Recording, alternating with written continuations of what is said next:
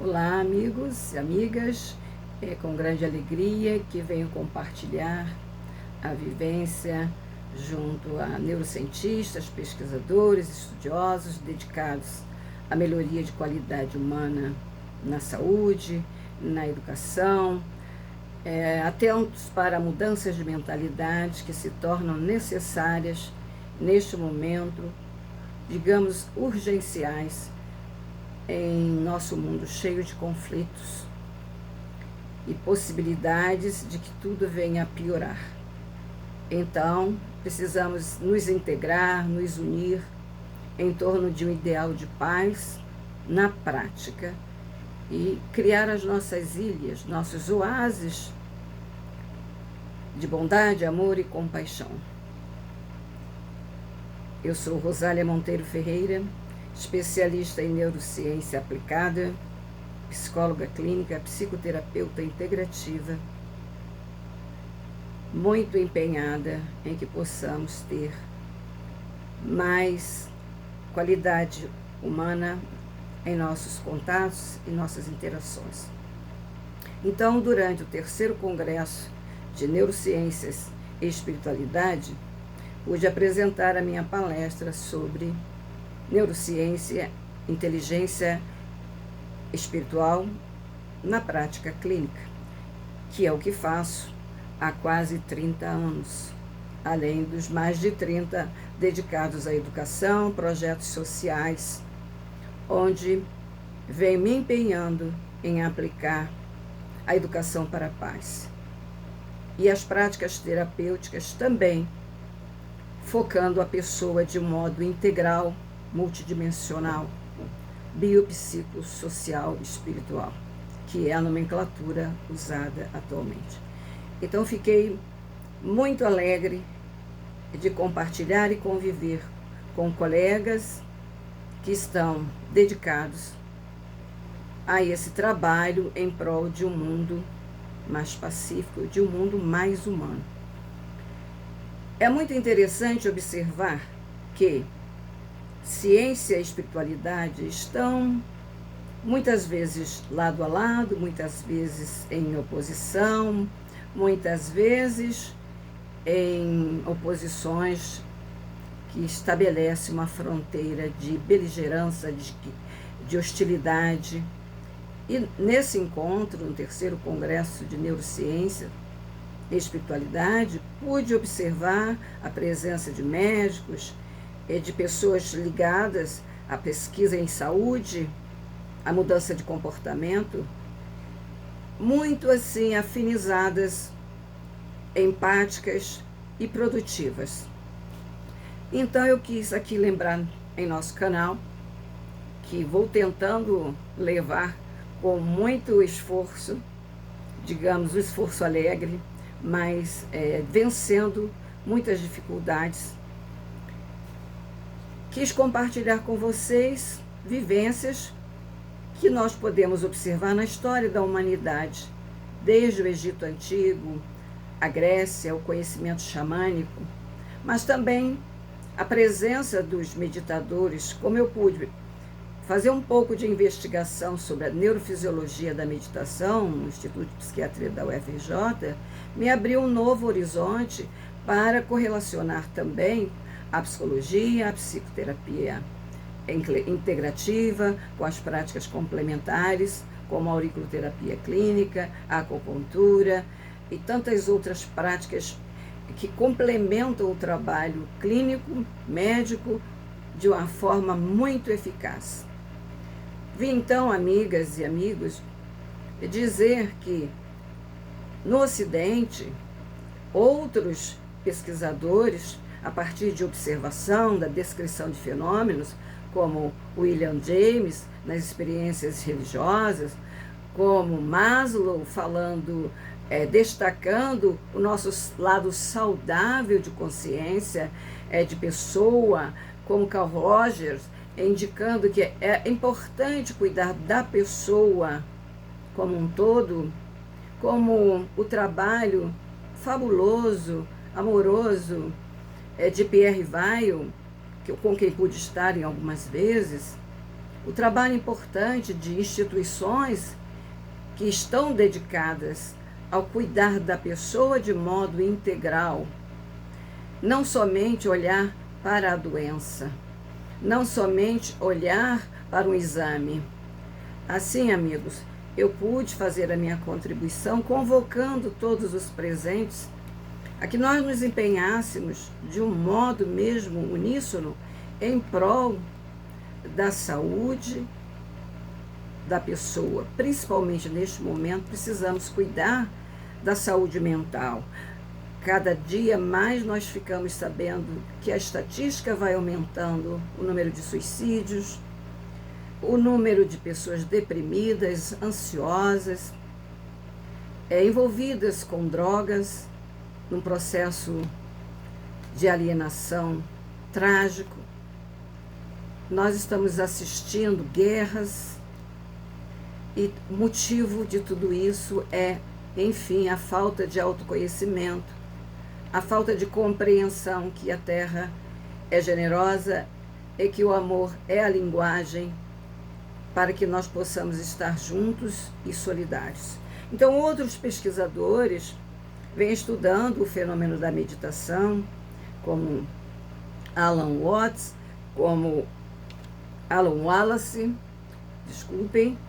como também Richard Davidson, que são pesquisadores que têm muitos artigos científicos publicados sobre a neurofisiologia da meditação e o quanto ela ajuda no processo de mudança da estrutura cerebral, do comportamento, como pode tornar as pessoas mais pacíficas, assim também como Alan Wallace. Outros pesquisadores têm escrito e falado. O trabalho de Alan Wallace eu acho bastante interessante, porque ele publicou um livro chamado Dimensões Escondidas. E, minha gente, não é mais apenas uma pessoa religiosa, como que gostariam de enfatizar os contrários a essa integração entre ciências e espiritualidade e filosofia de vida, mas é importante verificar que está havendo um retorno muito interessante de pesquisadores que começam a investigar a ciência, a neurobiologia, e descobrem, então, a importância da espiritualidade. Então, cabe aqui a gente questionar que esse vazio existencial, essa busca meio louca por desejos que nunca são realizáveis, que elas estão presentes em nosso ser e que elas não estão sendo curadas com substâncias que tranquilizam, que provocam uma diminuição de ansiedade, como certos fármacos que são mantidos também por grande interesse da indústria farmacêutica. Antidepressivo e ansiolítico não tem trazido grandes benefícios às pessoas. Eu, como faço a minha prática clínica e trabalho com pessoas muito desorientadas, muito angustiadas, ansiosas, deprimidas, e trabalho empregando a inteligência espiritual como uma grande ferramenta que faz um diferencial no atendimento. Mas a minha jornada na espiritualidade não começou agora, depois que a Organização Mundial de Saúde a decretou como valiosa. Não. Eu comecei a perceber que algo existe além aos 7 anos de idade, por aí, com fenômenos que ocorriam comigo e que eu fui aprendendo a transformá-los em vivências e experiências muito produtivas. Me trouxeram muito discernimento. Pude encontrar pessoas que me ajudaram bastante, mestres, que ao verificar que aqueles fenômenos para os quais eu não havia um preparo em família, mas eu pude encontrar um mestre como Walter Faria, um trabalhador da espiritualidade, com a visão da crença kardecista, mas eu iniciei ali e pude compreender que aquilo que tem evidências é muito fundamental. Então, ao me despertar para a transcendência, ao conviver com fenômenos chamados parapsíquicos, porque paranormal não é uma boa designação, ao meu ver, paranormalidade, ao lado da normalidade. O que é normalidade? O que é além da normalidade? Na verdade, aquilo que nós não conhecemos bem, nós damos nomes e ficamos fixados nele. Ainda bem que a ciência, sobretudo a neurociência aplicada, as neurociências em vários aspectos, tem evidenciado através de imagens, de EEG, de exames, em que nós podemos verificar imagens que comprovam a mudança das pessoas que vivem estados modificados de consciência, também chamados alterados de consciência.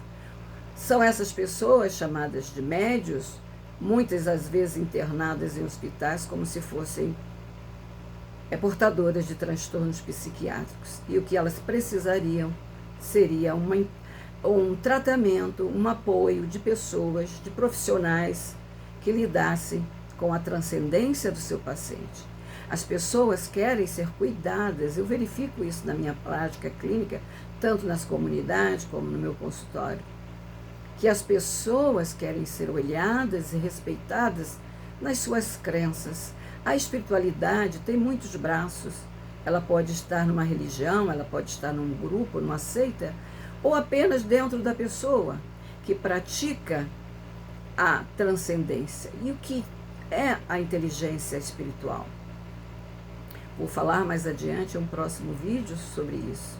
A inteligência espiritual, ela é uma conexão além da nossa vivência biológica, física. Então, ficam algumas perguntas que eu tinha desde a minha infância e foi percorrendo a minha adolescência, e eu então procurei estudar muito. Gosto muito de ler, né? Sou capaz de ler vários livros ao mesmo tempo, de uma forma focada neste objetivo de compreender mais e mais. E à medida também que meu parapsiquismo, a minha mediunidade, foi se manifestando mais amplamente e que eu pude também ter convicção de que ela era um fato real, estou compartilhando isso com vocês, talvez pelas primeiras vezes. Por quê?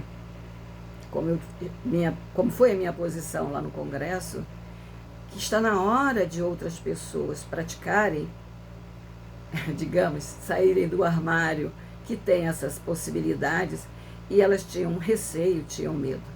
Então, a decisão da Organização Mundial da Saúde de considerar a inteligência espiritual, a espiritualidade das pessoas, que está presente em todas as culturas ao longo das tradições, e que havia sempre uma união entre o praticante da espiritualidade, seja o sacerdote, o xamã, o líder religioso ou o líder exatamente prático na formação de outras pessoas que tivessem anunciado que tinham habilidades parapsíquicas.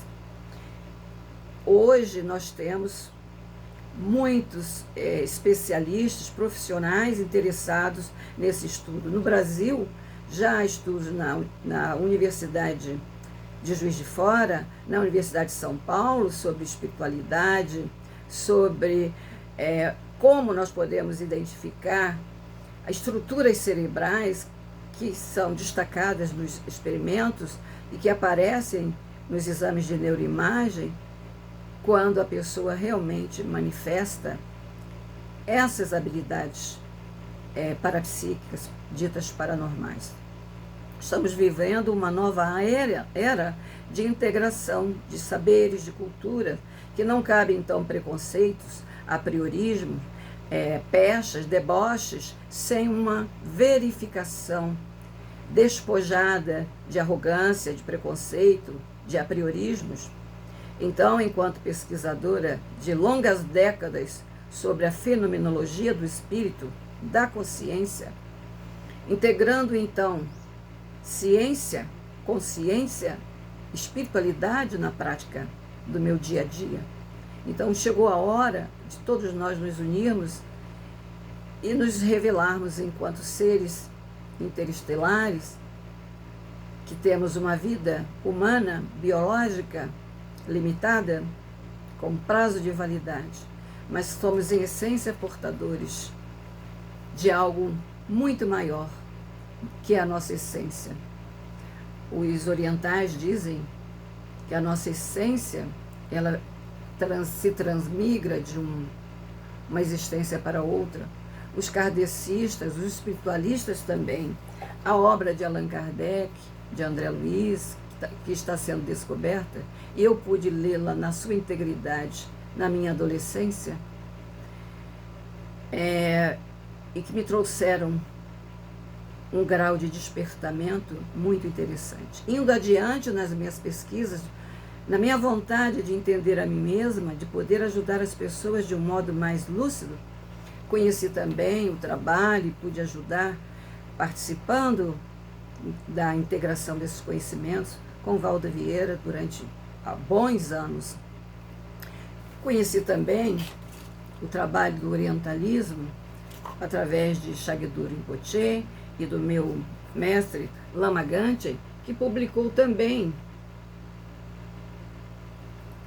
3 livros importantes sobre autocura da consciência, autocura da mente.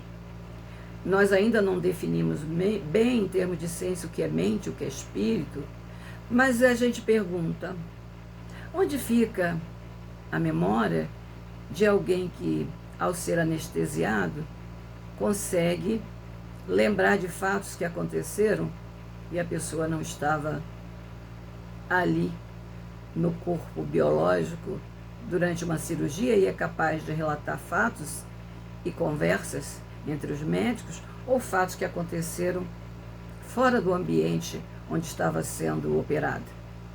Existe um pesquisador que vem fazendo muitos experimentos, relatos, observações sobre crianças que passaram por experiências de quase morte. Eu pude, durante bons anos, trabalhar ensinando, treinando pessoas no parapsiquismo, na saída do corpo, da projeção da consciência. E há muitos fatos que precisam ser olhados com respeito, com consideração, não tentando diminuir, como eu vejo pessoas, pesquisadores, doutores em psicologia, eu sou professora também de psicologia, relatando fatos, mas com o intuito de diminuir, com o intuito malicioso de criar celeuma. Isso traz muitas visualizações, mas também traz confusão nas pessoas. Trouxe também para vocês hoje, que já que estou fazendo esses relatos muito pessoais do meu parapsiquismo, que está a favor do tratamento, do auxílio às pessoas.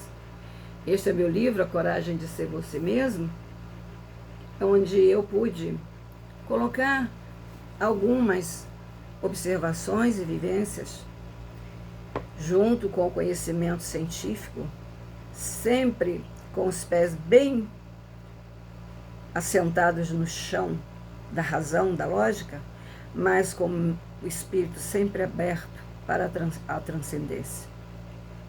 E sempre pude ter resposta para essas minhas questões nos livros, nos estudos, na convivência com outras pessoas que honestamente fazem a prática delas por amor, como todo o trabalho que é realizado pelo Dr. Paulo César Frutuoso, em que ele traz à tona a experiência que viveu com a espiritualidade, com a ectoplasmia, com as materializações, no lar de Frei Luiz, que também conheço há 40 anos. É importante saber o que está por trás daqueles que veiculam a maledicência, em termos da relação neurociência-espiritualidade, que avocam a ciência para destratar aqueles que trabalham como tarefeiros na lida da espiritualidade. Então, se a ciência é tão poderosa, ela transforma o mundo através do intelecto, através da tecnologia, é fato. Mas convenhamos, meus amigos e minhas amigas, está faltando alguma coisa mais nesse mundo. E se nós prestarmos muita atenção, está faltando a vivência de valores, que muitos têm trabalhado para mostrar esses valores através da filosofia. Grandes filósofos ressaltaram a importância da espiritualidade. Grandes cientistas trabalharam também. O Einstein, o famoso Einstein, mudou a mentalidade de um século. Outros tantos também fazem e fizeram isso. O que está faltando para preencher esse vazio é a vivência dos valores que nos tornam pessoas integradas à vivência uns dos outros, porque fazemos parte de uma rede sem fim de entrelaçamentos espirituais. A teoria de causa e efeito não é uma explicação apenas para a gente ler nos livros. Falta amor, falta paciência, falta solidariedade, falta união, mesmo entre aqueles que acreditam na espiritualidade. E o mais interessante é que as pesquisas estatísticas estão revelando que há muita gente consideradas céticas, agnósticas, que tem uma visão de espiritualidade na própria vida, aplicando esses conhecimentos. Queria trazer para vocês também mais um livrinho maravilhoso, Espiritualidade e Transcendência, do grande mestre Carl Gustav Jung, que fez um trabalho muito lindo, juntando Oriente e Ocidente. O Enigma da Flor de Ouro é uma preciosidade para ser lida com muita atenção e muito carinho. Meus amigos, trago também para vocês a face oculta da medicina, desse tarefeiro que vem divulgando a espiritualidade de modo muito objetivo, muito concreto, sendo cirurgião, sendo um médico de longa data de trabalho clínico para ajudar os outros. Eu hoje vim dizer a vocês que todos nós podemos aplicar a nossa inteligência espiritual, não interessa o rótulo, a legenda.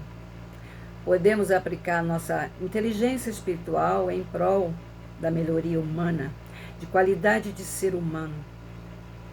Está faltando humanidade, no sentido de que somos todos um, sim, desde que possamos fazer a nossa parte muito bem. Porque eu até vejo em muitos grupos as pessoas vão pedir ajuda para alguém da família, ela pede de modo diferente, ao meu querido sobrinho, ao meu filho, ao meu neto. Então ainda não se integrou ao espírito da unificação, da compaixão, que quer aliviar o sofrimento de todos os seres, não somente do meu filho, do meu marido, da minha família. A família vai além. Todos nós precisamos ter cuidado. Primeiro, cuidar de nós mesmos, da nossa saúde, da nossa mente. Cuidar dos que estão à nossa volta, o nosso laboratório de experimentação principal, que é a família. Depois, nosso amor vai se estendendo um pouco mais além a todos que se aproximam de nós, que precisam de nós. Há muitos clamores, muitas necessidades. A estatística diz que temos 280 mil pessoas vivendo nas ruas. A fome, a falta de remédios, a falta de solidariedade humana. Então a inteligência espiritual é uma ferramenta que não precisa ter grandes cursos, tecnologias, mas um olhar para dentro de si mesmo, para o autoconhecimento, para aquilo que realmente estamos fazendo aqui nesta terra, com prazo de validade. Qual o propósito da nossa vida? Para que eu uso os meus diplomas, os meus títulos, os meus relacionamentos. Porque se for somente para ter mais visualizações na internet, para ter mais sorrisos que supram as nossas carências emocionais, as nossas dificuldades, nós estamos olhando para muito pouco. Então, espero que vocês todos que me assistiram com paciência até aqui possam divulgar essas ideias, possam olhar para si mesmos, verificar como estão usando a sua inteligência espiritual. E não é necessário ir para nenhum grupo, para nenhum lugar, basta se recolher a você mesmo. Como fez Buda, que se sentou debaixo de uma árvore, depois de ter seguido muitos treinamentos yogis, parou o corpo para ouvir a própria mente e deixou ensinamentos que até hoje a humanidade ainda não entende. Poucos são aqueles que compreendem e praticam de fato. Grandes foram os mestres que passaram e passam entre nós, mas muitas vezes estamos muito deslumbrados com a visão do espelho que o ego proporciona e traz muita confusão. Então, nesses tempos de vida online, precisamos estar atentos àquilo que falamos, aquilo que divulgamos sobre nós mesmos e sobre os outros. Que tenhamos, então, mais ética, moralidade, como diriam os grandes mestres, os grandes pesquisadores, como eu tento trabalhar com a educação para a paz nesse sentido, os valores essenciais para a humanidade seguir em frente. E que a ciência se una, então, a esses valores necessários para que a gente viva a espiritualidade que existe em nós, junto a todos os irmãos em humanidade. Bem-vindo, então, todos aqueles cientistas, neurocientistas, pedagogos, terapeutas que estão enxergando que a integração de saberes vai trazer mais benefício à humanidade e que cada um de nós possa falar e ser respeitado no direito de opinar, de divulgar as próprias experiências, que tenhamos respeito um pelos outros, que saibamos ouvir e escutar, além dos nossos limites ou apequenamentos daquilo que achamos que pensamos e que achamos que porque pensamos, estamos fazendo. Lê do engano.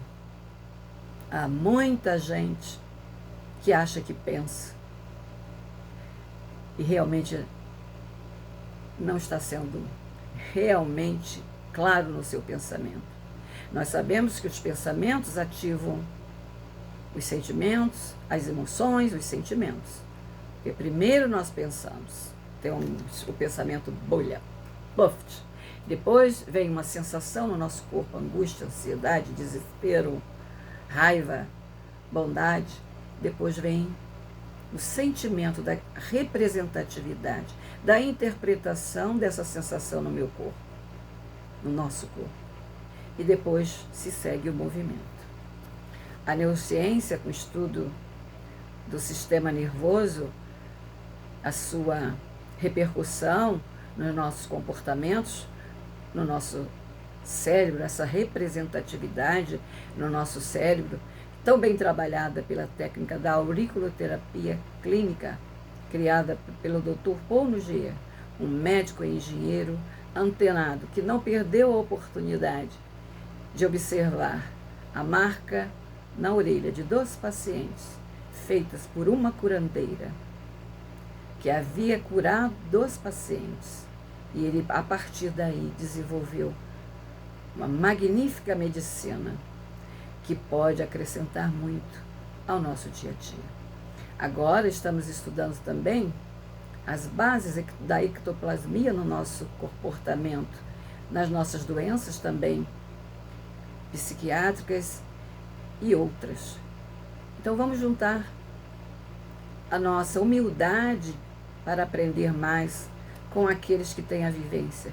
E não basta dizer que só a evidência baseada na metodologia científica é realmente o único viés de entendimento do que está acontecendo com a humanidade. A ciência é um excelente caminho, mas nem tudo que a ciência consegue medir não existe. Deixa de existir porque ela não enxerga. Existem leis biológicas, químicas, físicas, que nós não alcançamos ainda. Dizem os pesquisadores que nós conseguimos perceber talvez 5% dos fenômenos que existem no universo. Então falta muito, muito, muito. Mas nós tivemos grandes exemplos humanos que mostraram que já possuíam esse saber. Buda, Krishna, Jesus, outros grandes mestres que fizeram fenômenos porque tinham já esse conhecimento dessas leis atuando no próprio corpo. Teresa d'Ávila, Padre Vitor, tantos e tantos que passaram, foram incompreendidos, criticados, apedrejados e alguns até mortos. Novos tempos. Estamos começando a querer ver mais de perto a realidade transhumana. Hoje já se fala de neurofisiologia transhumana, como tem um médico que eu vi o trabalho dele, tenho acompanhado, que trouxe para nós mais essa publicação sobre neurofisiologia transhumana. Fico devendo aqui o nome dele, mas talvez possamos, depois eu digo para vocês, trago a contribuição dele, que tem trazido assim nas suas palestras, nos seus cursos, pela instituição chamada AMI, uma excelente estratégia. Deixo também aqui, como já citei antes, pode parecer piegas, né, para muitos, mas o Evangelho segundo o Espiritismo, que me ajudou muito na minha pré-adolescência e na minha adolescência a compreender, valorizar o bem-estar do outro, o auxílio humano a quem sofre, e desde os 10 anos me tornei voluntária. E com alegria digo a vocês, depois de algumas décadas praticando, que vale a pena investir no bem comum, para que a nossa humanidade resgate a sua amorosidade, a sua ética transhumana, em benefício de todos nós. Então, vamos juntos e unidos? Assim, com certeza, poderemos impedir novas tragédias humanas e criar espaços de paz. Tudo de bom? Muito obrigada. O vídeo de hoje ficou mais longuinho, mas eu, diante do evento do Congresso, achei muito importante trazer para vocês. Me mande mensagem. Você já viveu a sua inteligência espiritual na prática? Experimente, vivencie. Vamos juntos. Até. Gratidão.